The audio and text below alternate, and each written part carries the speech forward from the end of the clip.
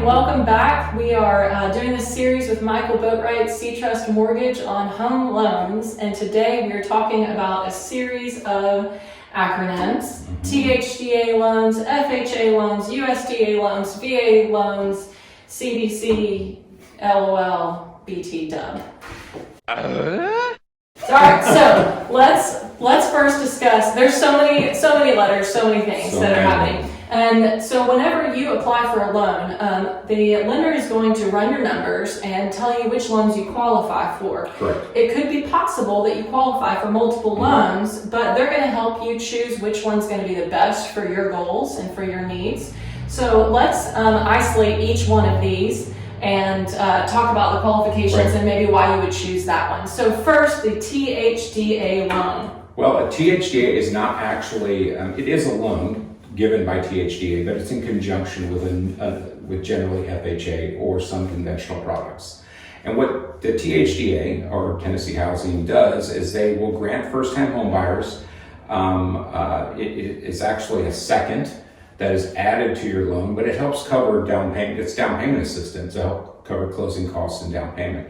So if I have a borrower that calls me and gives me, I try to take a really good assessment of what they're looking for. I like to look for what their end game is. What would you like this to look like at the end?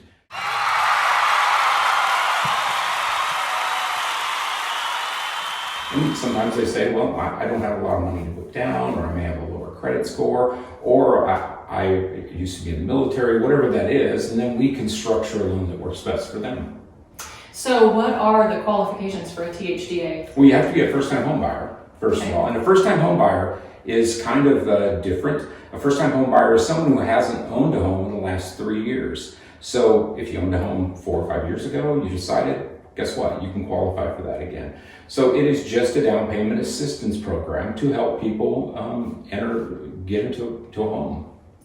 Perfect. I love that Tennessee Housing does that, because for many people who think that they are not in a place to be able to afford a home right now, especially with the climbing home prices, we have this department that can help people with either the lower income or the higher debt to income ratio get into houses rather than having to be in the endless cycle of renting. A lot of people have great credit, and they have a fairly good income, but they may have not been able to save, especially with the COVID climate and what we came through.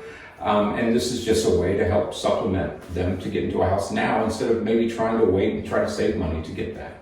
Absolutely. So what is the USDA loan, and what's the difference between the THDA? Well, the USDA loan is a government loan, and it's based in rural communities. Land spreading out so far and wide. Keep Manhattan, just give me that countryside. So a lot of people in the Nashville area, for instance, that Nashville proper wouldn't be covered. A lot of the outlying towns wouldn't be covered. But if you get a little farther out north, they would be covered. USDA has their own map that we can punch in an address and see if they qualify. And with that, there is a small funding fee that they charge per month, but there's really no mortgage insurance on that. And that can be 100% financing. So it's a good way to get into a home where you don't really have to acquire down payment assistance. It's just part of their structure. Wonderful.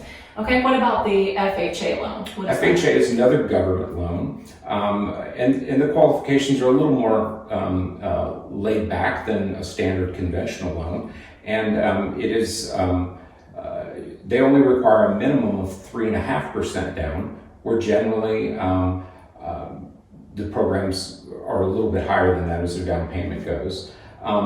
They will allow a little higher debt to income, so if they're a little tighter, and they will allow a little less of a credit score, than some of the other products. So once again, as we look at a person's application, and see what their qualifications are, we can kind of tailor them into what would work best for them. And they may qualify for 1 or 2 different loans, but someone may want to change, depending on what that structure looks like and how much money they have available to them. Yeah. What would be the benefit of choosing, per se, FHA loan over THDA? Well, THDA is THDA is not a loan itself. Okay. So we still structure an FHA loan.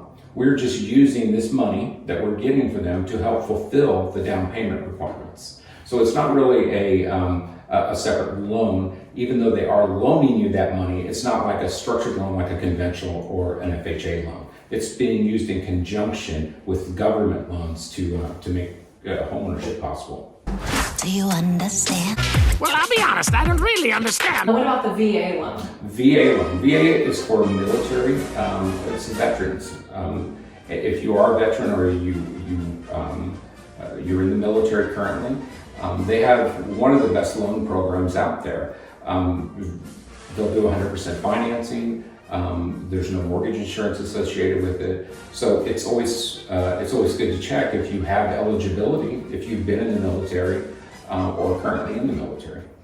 If they have used a VA loan before, can they use a VA loan again? Yes, you can. You can use it again, but what they do is every time you use that, your eligibility is generally shortened as far as how much they will let you, how much of that program you can use again.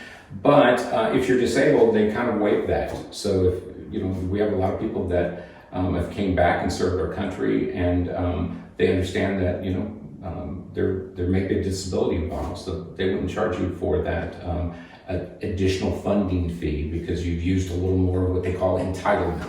So perfect. We're going to discuss in another video conventional loans and new construction loans also, but I thought that we, group all of our acronyms together. So throwback to the 90s, TTYL, see ya later. Yeah, EIAO. Yeah. Next Sunday at 6. Yes. Bye.